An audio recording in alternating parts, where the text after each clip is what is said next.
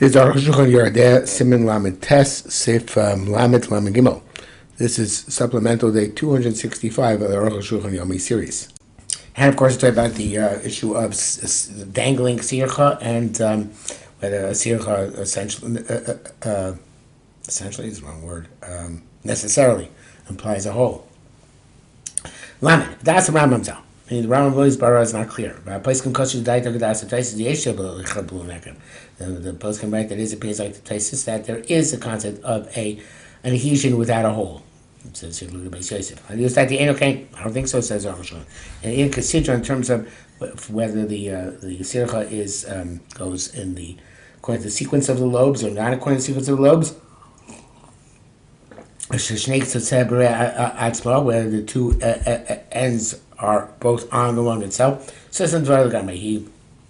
close up his words completely. Doesn't clarify. This is what he says. Ozen Shim says an ear lobe. Ear lobe. So Ozen here refers to the Una or Uma. Shim says Dvuka b'chaberta, which is found clinging to its friend, to which is adjacent to it. Mutar is permitted.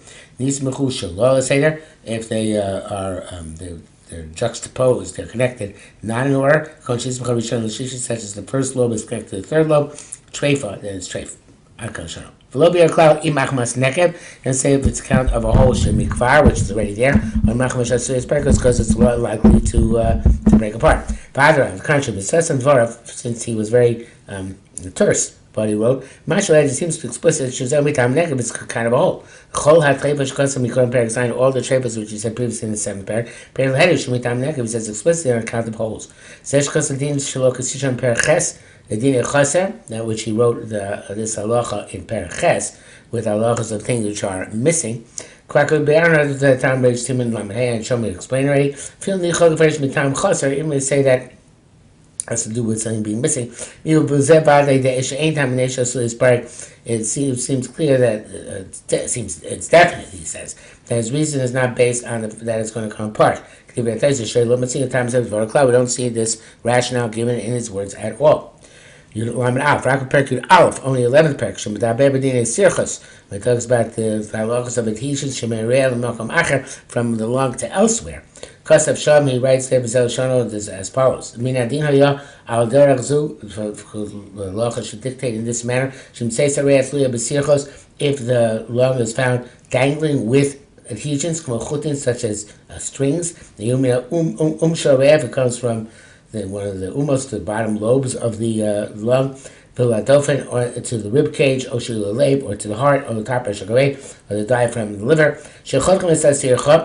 We should cut the sircha, the adhesion, and take out the lung, and inflate it in lukewarm water. If it's found to have a whole treifa, below, and if not, the water doesn't bubble, so it's perfect without any holes. Mutar is be permitted. And evidently this adhesion was not in a place there was a hole. Or maybe only one of the membranes was punctured, not the other one. So he writes that adhesion is not necessarily a hole. But he's talking about here where the second side here is to a point other than on the lung. Even Rashi can see this point. When both ends of the sircha are on the lungs, Shirley holds gankin, the Ram holds that there too. There's no sircha without it. There's no. It could be a hole. There's no sircha. You can't say the habekruma elyon. To say that only the upper membrane is punctured and not the lower membrane. We can say that also when both ends of adhesion are on the lung. The Yeshua, I can say, the tluya,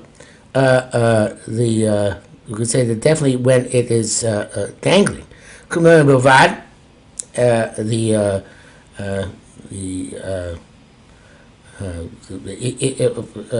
Anally close. If it's just dangling, we can't say it's just the krum elyon is punctured.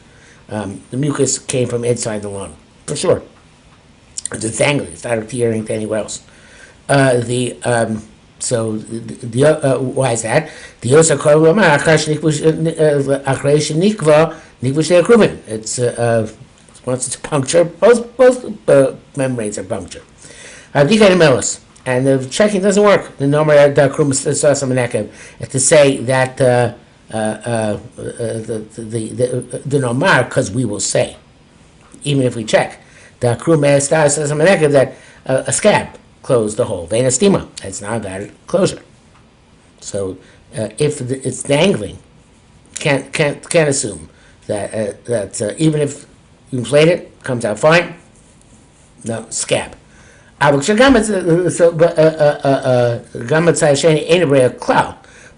the second side, there is a second side. It's adhering to elsewhere, to the rib cage or whatever. It's not long at all. There's definitely it's definitely a sulfate gomer, meaning we understand the Hashulchan. There's a possibility that the mucus came that formed this adhesion from elsewhere, not from lung. Okay, even though I was going to say it was more likely from lung, still it's a suffix.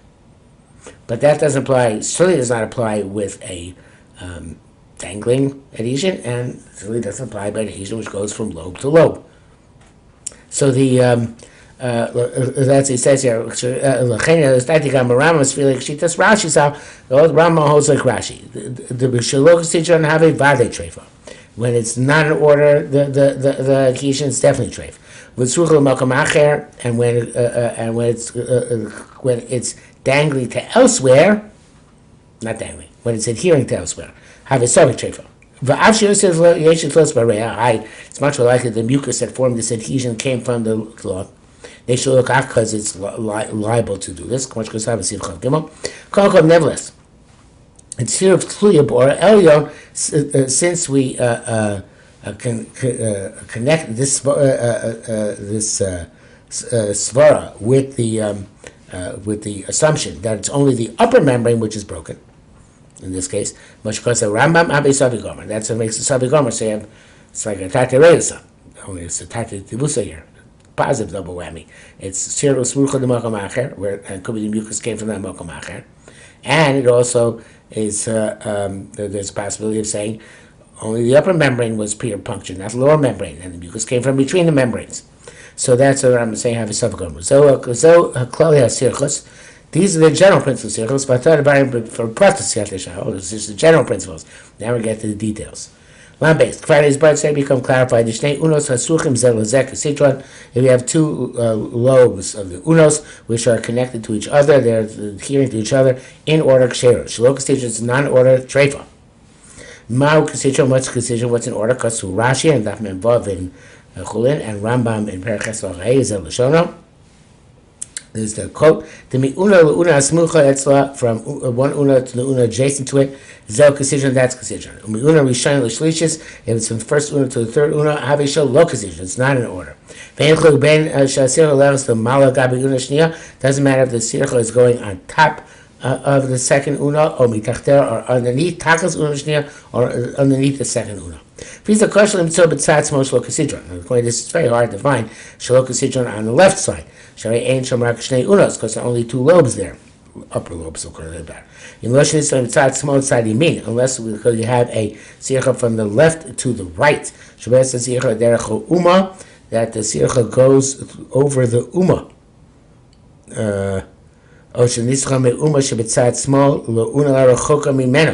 Or that you there's a sircha from the uma on the left to the una which is distant from it. There's a sircha derech una akrova, and the sircha pass over the una which is adjacent to it. But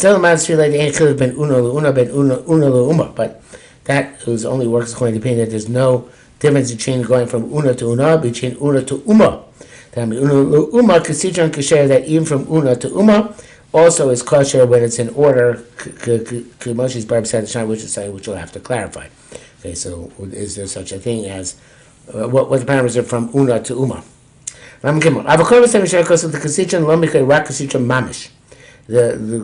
the rabbis other than Rashi Ram, right, said the Kasichan only means Kasichan mamish sheshach v'zuazu. They're lying on each other.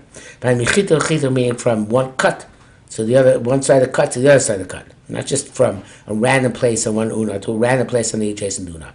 It has to be directly connected. In other words, unos look like they're cut one from each other. They're like they're cut between two of them. And there, where that cut occurs, with the bakim they're connected to each other. When they're inflated, kanira b'chush. Evidently, when you inflate them, then the gaps close between the two, the una and the una. And that's how they grow. That's what it says. So therefore, if you have a sircha there, it will rest in peace. The snakes to say its two ends don't get drawn away from each other. So I'm trying to figure a better word, but I can't think of what I'm finding. I'm sorry. When the animal is alive, even there's no adhesion from one to the other. And the animal breathes. So the unos come together. That's kosher. It's from the Arukh. It goes from the back side one side, the back side the other side. Meaning on top of the unos.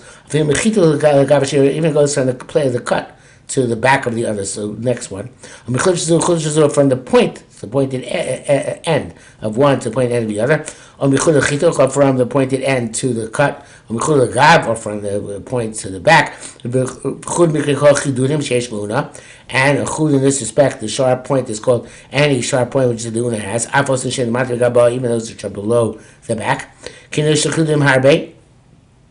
the una has many pointy places. Also from the where it's from the lower down side to lower down side. Meaning when you inflate the lung, una, and the una links to the next una. But at the end, I guess before you get to the sharp point, there's already some proclivity like that, and that's called the shpulei. They're separated from each other. In all those places, mikre shalokasidron, that's called non-order, utrefa, and that animal would be treif in all those cases.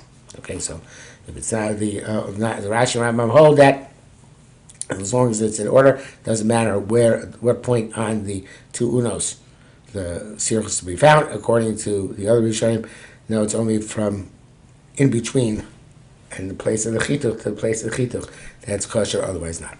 Okay, that's it for today.